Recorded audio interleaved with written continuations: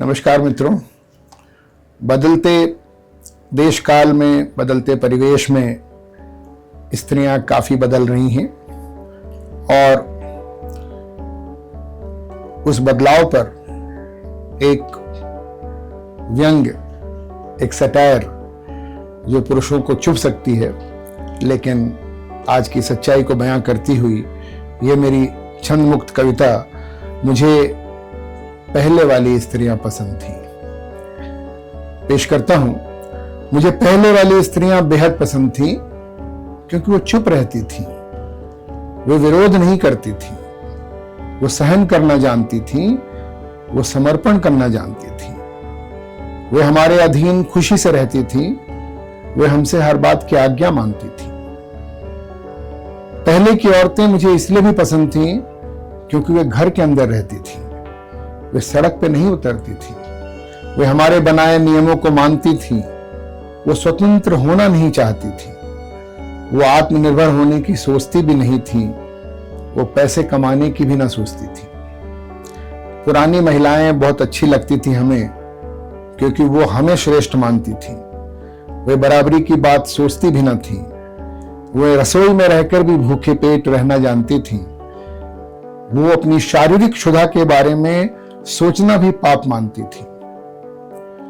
पहले वाली नारियां बड़ी भली लगती थी हमें क्योंकि वो पढ़ना नहीं चाहती थी, वो सपने नहीं देखती थी, वो अधिकारों के बारे में कुछ नहीं बोलती थी, वे जमीन में अपना हिस्सा नहीं मांगती थी।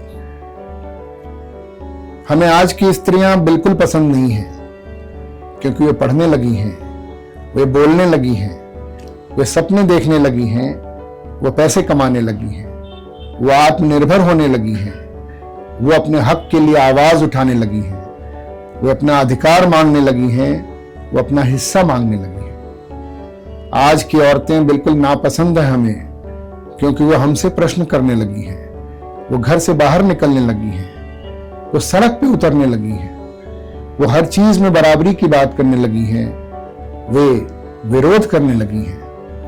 मुझे आज की नारियां अच्छी नहीं लगती क्योंकि वे हमारे आधिपत्य को चुनौती देने लगी हैं, वे हमारे बनाए नियमों को तोड़ने लगी हैं, वे जल, थल और नभ में भी लड़ने लगी हैं, वे अंतरिक्ष में उड़ने लगी हैं, वे रसोई को छोड़कर हमारे इलाकों में घुसने लगी हैं, वे सेक्स की बात करने लगी हैं।